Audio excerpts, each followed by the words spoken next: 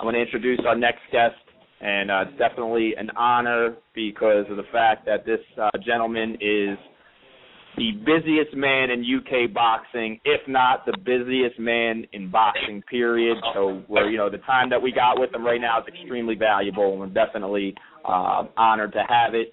So without further ado, the man who runs Matchroom Sport and some of the best fighters that come out of the UK, as well as the Prizefighter series. Without further ado, Mr. Eddie Hearn. Eddie, thank you for joining us here tonight on ATG Radio. How you doing today? No problems. I think you should be my promoter. That was one of the best introductions I've ever had. Yeah, there we go. Look, I appreciate that. That's a good little voucher right there from Eddie Hearn. Eddie, I got to tell you like this today. Called up your offices. They're telling us you're running back and forth, making long drives, on airplanes and stuff. Devon Alexander, Kell Brook, official. If you could tell us now. Not official yet. No. I mean, we're close. I don't like to announce fights until the ink is dry on the contract, and the ink is not dry yet on the contract. So we've agreed the fight in principle with Golden Boy. There's still a few things to confirm contractually. They're mainly small things. They're mainly just normalities, but we need to get them done. But I was up with Kell. I left early this morning and drove up to Sheffield to see Kell. Sat down, run through everything with him. He's in training, he's focused, he's ready, and we're just waiting now on Golden Boy to confirm the venue for the fight. One of the contractual points in the contract is that the fight won't take place in St. Louis or Missouri, so I don't think they really want that anyway. So it looks like Vegas or New York. Probably people are telling me, and you may know more, that New York is a little bit unlikely because of another fight with Golovkin on the same weekend or night, and it's unlikely both will be commissioned. So Vegas sounds good to us, January the 19th, and a big chance for Kell. Now, Eddie, let me ask you this too, man. This has to be a concern for you. You promoted Kell Brook's fights. I mean, he's become a huge name over there in the UK. He's making a lot of noise here in the United States. He's the mandatory for the IBF title. Isn't it a concern? I mean, look, I like Devon Alexander. He comes on our show quite often, but the guy, couldn't draw a stick figure. You know what I'm saying? I mean, as far as attendance-wise, to have that fight in Vegas, I mean, it would basically depend on Kell Brook's supporters coming out because of the fact that, Devon Alexander, for one, has never fought in Las Vegas.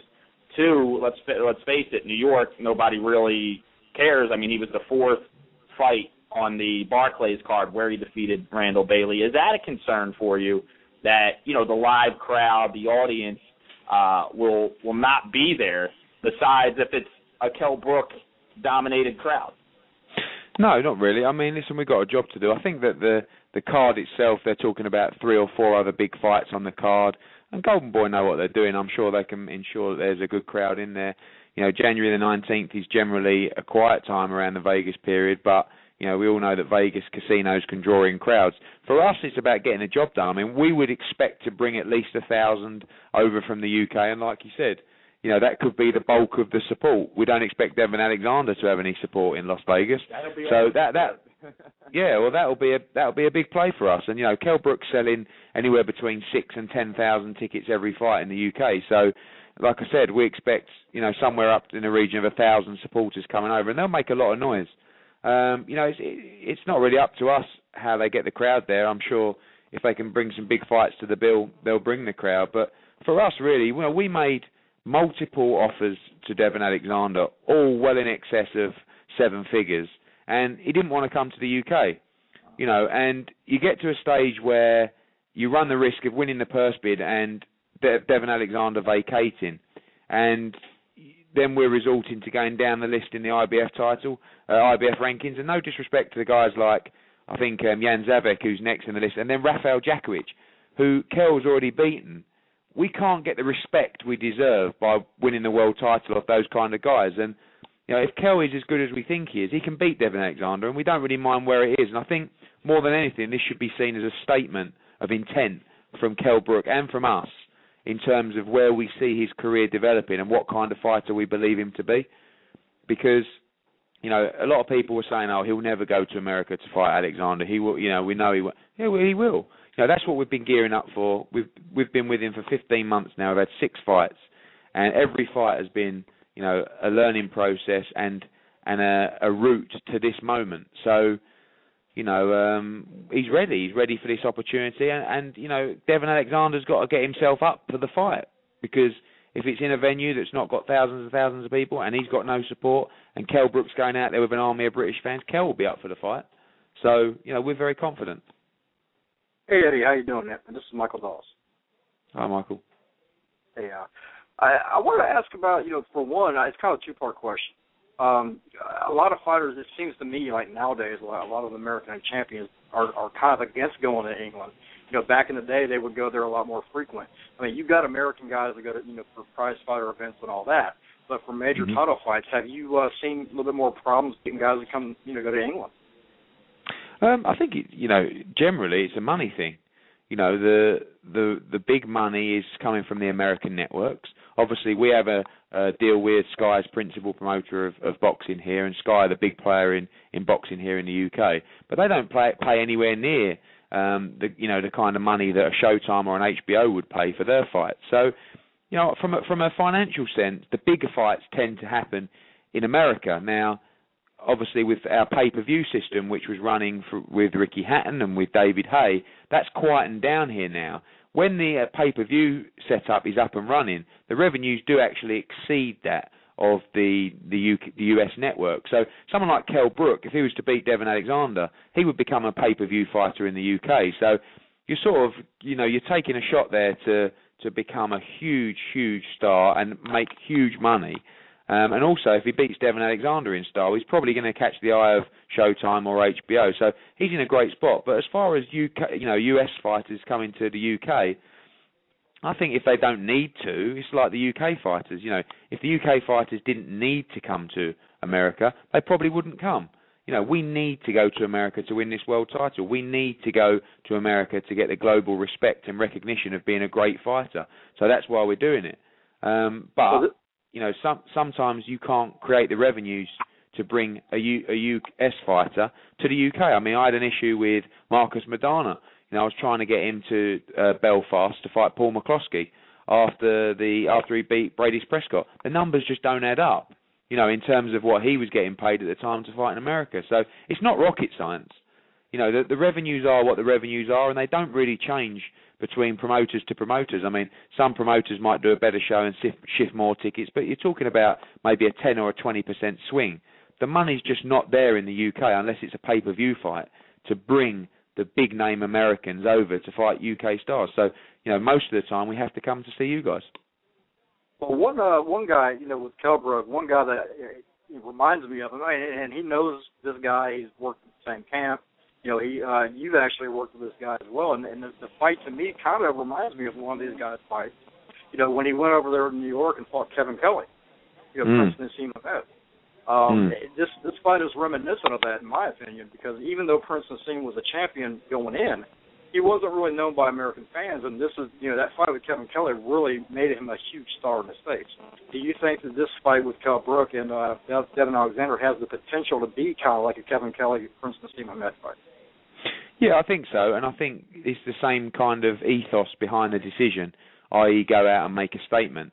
Technically, I think the fighters, although they look a little bit similar, they do get, tarred with the same brush, but technically they are a little bit different. Hamed had a real, much more free-flowing style, a little bit sloppy at times. Kell is technically much better. I think he has a fantastic chin. He punches hard, but I think technically, they're out of the Ingle gym there. He's not really a traditional Ingle fighter. He has that elusiveness and he has that great lateral body movement, but he's not an out-and-out Ingle fighter like a Hamed or a Witter. He's technically much more sound, in my opinion. But in terms of the fight, I agree. It's the Kevin Kelly-Nazim Hamed fight was a great night of boxing, a great fight, and it was really the fight that launched Nazim Hamed to another level in world boxing, and that's exactly what we intend with the Alexander fight. I don't see how people are calling the fight. Some people in America won't know Kell Brook. Over here, I've reading the forums and speaking to the press, they see it as a real 50-50 fight.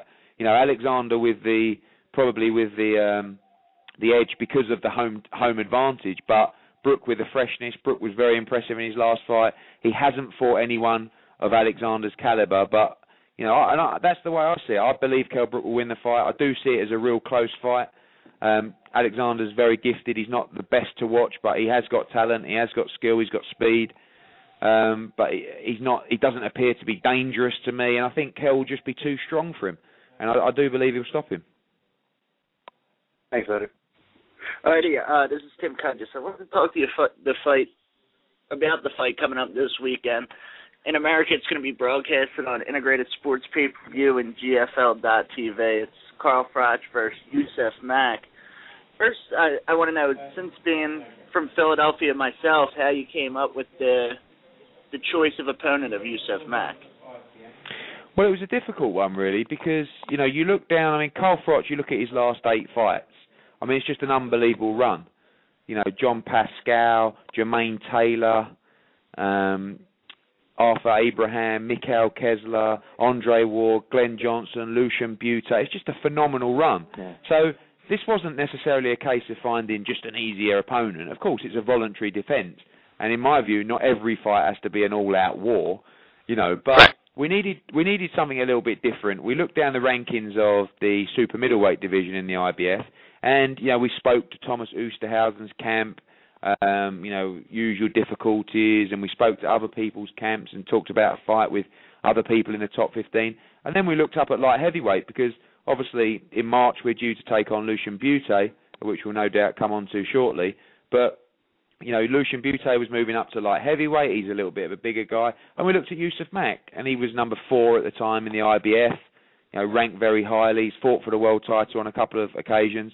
Presents a little bit of a different challenge to Carl in that he's a little bit elusive, he has fast hands, he has good movement, which is generally something that doesn't, bode that well against Carl Froch.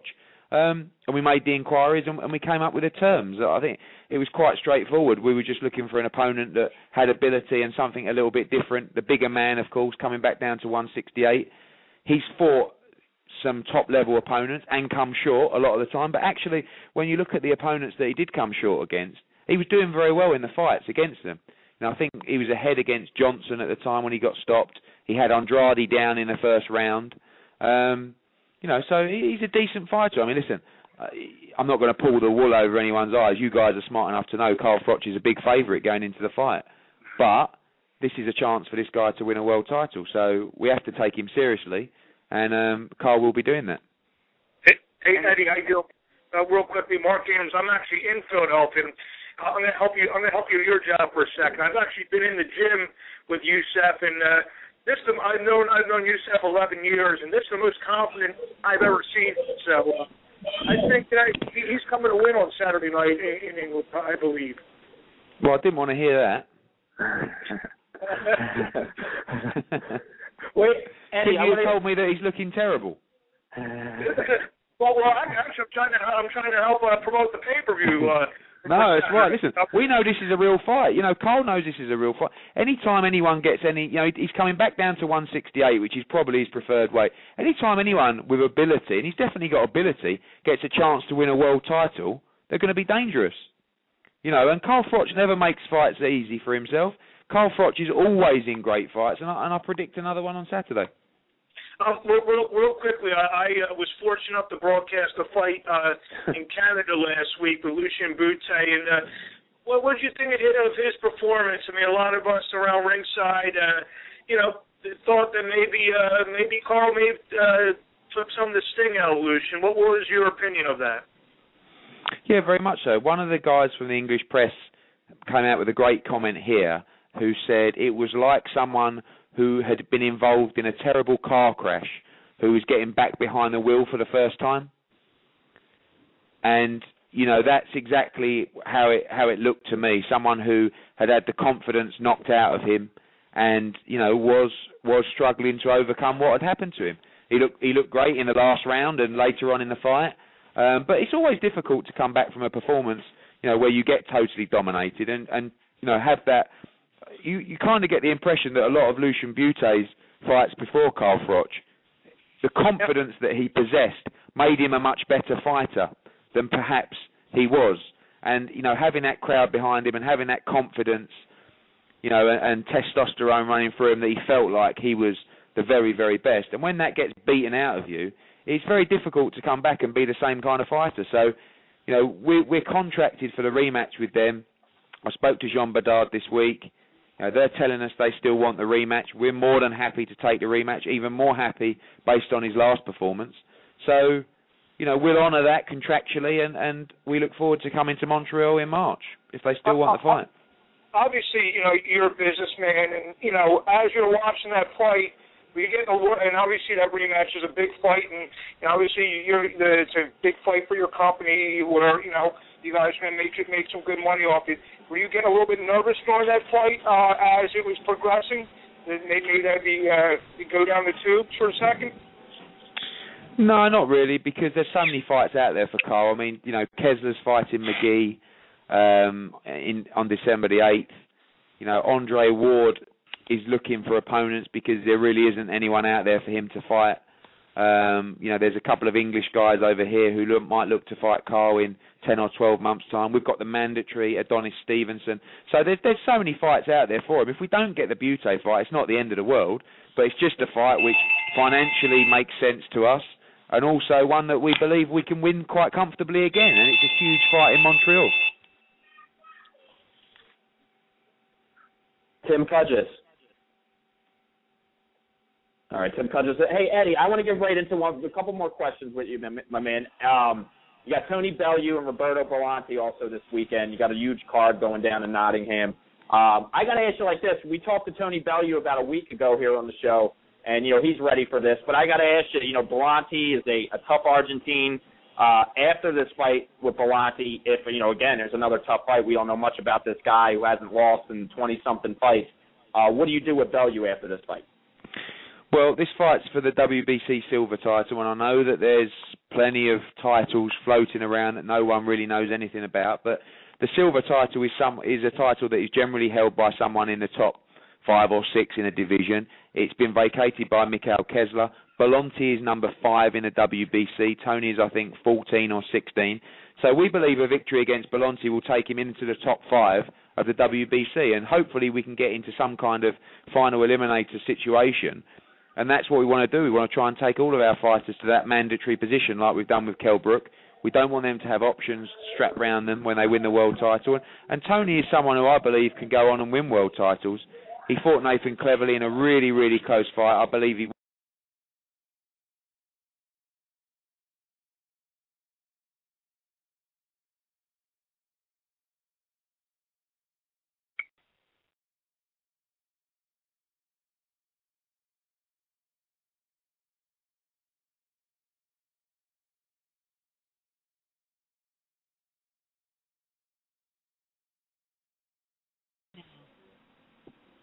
All right, hey Eddie, apologize, we got cut off there. That's all right. We got a good engineering team here. But with Bellew, I got to ask you like this. Let's get into we're cut off. It's not like to start over, but let's get into the feud that's going on. Basically, Liverpool. You got Tyson Fury. You got Nathan Cleverly, David Price, Tony Bellew going on. I mean, what's your thoughts on this whole tag team matchup between the heavyweights and light heavyweights? I think Tyson Fury against David Price is a great fight. I think Nathan Cleverly against Tony Bellew is a great fight. I don't think either of them will happen anytime soon. Price is, for me, the better of the two heavyweights at the moment. Tyson Fury is showing great potential, but he's still young. They're both very good fighters, but I think both promoters have too much at stake to just throw them in together right now. I think David Price and his team would take the fight, but I don't think Tyson Fury's team would take the fight at the moment. And as far as Nathan Cleverly and Tony Bellew is concerned, well, listen, I think Nathan Cleverly is a great fighter, but I really wish he'd get a move on with his career. He's fought twice this year. He fought Tommy Carpensey and Sean Hawke in America at the weekend. And no disrespect to Sean Hawke, we respect all fighters, but we were offered Sean Hawke for the show this weekend, and he wasn't even a consideration. I mean, so he has to really step up the level of opposition. He's got the world title. But again, you come back to this thing, it's like Kell Brook. If you really want to be recognised as a real world champion, you have to take the proper fights and the big fights. And sometimes you have to go to people's backyards if you believe you can win. But if you want to, if you want to create a legacy in the sport and get recognition, not just to fans, but to broadcasters around the world, then you have to be, if you want to be taken seriously, you've got to take the big fights. And his promoter was recently saying that they offered the fight to Froch and they offered the fight to Hopkins and Shumanov, and no one would take it. Well, that's very well, but then don't fight Sean Hawke. You got to come out and make some statements here. And now they're talking again about Hopkins. But then we revert back to our conversation earlier about bringing someone like Hopkins to the UK. He's going to want 7 figures. Where do you get the 7 figures from? Nathan Cleverley's not a big ticket seller. They haven't built him over here. So, what do you do with him? He's in a tough situation. No, I agree. And here, you know what, I got to ask you this too, Eddie, because the reluctancy here in the United States with top promoters, Golden Boy and Top Rank, there could be some huge fights here in the States. I mean, that transcend worldwide. Yourself, you're considered the biggest promoter in the UK, along with Frank Warren. You guys work together, but I know there's some beef in between there. You guys don't always get along. It's business. It's competition. I mean, how do you guys, as a demonstration to us here in the States, how do you guys work together when it comes to putting together some of the big fights? I don't think it really matters what country you're talking about or what market you're talking about. I think the rivalries between promoters will ensue. It really boils down to what's right for the fighter. Whenever we receive a proposal for a fight on another promoter's card, the first thing we'll do is we'll take it to the fighter and we'll take it to the manager. Now, if they want to take the fight, they can take the fight. We're delivering for them the biggest sports network here in the UK, which is Sky Sports. So really, all our fighters want to remain on Sky Sports. Frank's operating a small pay-per-view channel called Box Nation, and it has it's a great channel. It's purely dedicated to boxing, but I don't feel there's the demand there for that channel. And when you look at the subscriber numbers and viewing figures, that reflects that as well, in my opinion. So most fighters want to fight on Sky Sports. Well, actually, pretty much all fighters. So really, if you're going to take the risk and leave that channel and go and fight on a smaller channel, you need to be paid for it, and you need to be rewarded. And a lot of the time, like I said, the money's not there for the fights. I mean, if it makes sense to everyone, the fights will happen. If it doesn't, the fights won't happen. A good example of that is John Murray, who's fighting Gavin Rees on our December the 8th show. John Murray is a Frank Warren fighter. We've made them an offer, a great financial offer with no options, and they've taken it because it makes sense. So if it makes sense, I think people look into politics a little bit too much sometimes, but if it makes sense for everybody involved, then the fights will happen regardless what you think of the other promoter. Eddie, one more final question I got to ask you. Who wins in a fight between you and Frank Warren? You put on the gloves, you get in there, you do it for charity. I've got a little bit of youth on him. You see, I've got probably about 30 years. He could fight my old man. That'll be more competitive. Two old guys there in a ring would be good fun. He's got 2 sons, Francis and George, who are running the company now with him. So, maybe we could do something with them for charity. With the sons, if it ever happens. Yeah. But I'm a little bit bigger than them, so they'd have to go both jump in at the same time. There you have it. I like it. I know. I've seen the picture, the matchroom with you and all the fighters. You have some of the fighters standing behind you. You're about the same size as them, and they're like heavyweights and stuff. But yeah, exactly. I'm tall and I'm a big guy, but it doesn't mean I can fight, unfortunately. Well, you do good fighting as far as putting these on, man. I gotta commend you for putting on some great events. I mean, we're catching a lot of these on the streams here. Sky Sports has definitely been providing us when we catch them on streams and stuff online. And, we take notice here in the United States, and we do appreciate, Eddie Hearn, all the stuff you've done. The Prizefighter, it's one of the most revolutionary things in this sport. I mean, I wish you could bring it here in the United States or kind of work with some of the guys on here so they can do Prizefighter because it's such a sensational concept. And, let's get right into it, man. You got a lot of events coming up, Eddie, and I know you're real busy. We hope to get you again on the show to hype up some more events. but November 17th, this Saturday night, Capital FM Arena in Nottingham, England. Carl Froch, Yusaf Mack for the IBF super middleweight title, one of the best light heavyweights in the world. Tony Bomber Bellew goes up against a tough Argentine by the name of Roberto Belanti, who, again, I think it's about 20-something fights this guy hasn't lost, and he's on a war path. But the first time fighting out of Argentina. And you got some really good fights on the undercard, a lot of great stuff coming up, Eddie Hearn. Any final words you want to give to the boxing fans out there? No, not really. Keep following us. Follow us on Twitter. Follow me on Twitter, at Eddie Hearn. I try and reply to everybody I can. I love to hear the views of the boxing fan. We're always trying to innovate. We're trying to make great fights. The only thing I can say to boxing fans is sometimes be a little bit patient. I want to make as many 50-50 fights as we can, but sometimes, you're not going to get those every single time. But every fight and every decision we make for the fans, for the broadcasters, and for the fighter has a meaning and a reason behind it. And as far as Prizefighter goes, America, strap onto your seatbelts and hold on tight, because Prizefighter is going to come to America very, very soon. That's what I like to hear. At Eddie Hearn on Twitter. Eddie, we'd love to welcome you back, man. You get a few extra minutes, sometime after you get past December. I know you got a busy month. We'd love to get you back on here and talk some more juicy boxing for the fans. But we appreciate all your time, my man. God bless you. And all the best this Saturday night, man. Much success to you. Thanks a lot. Take care, guys. Thanks, Eddie.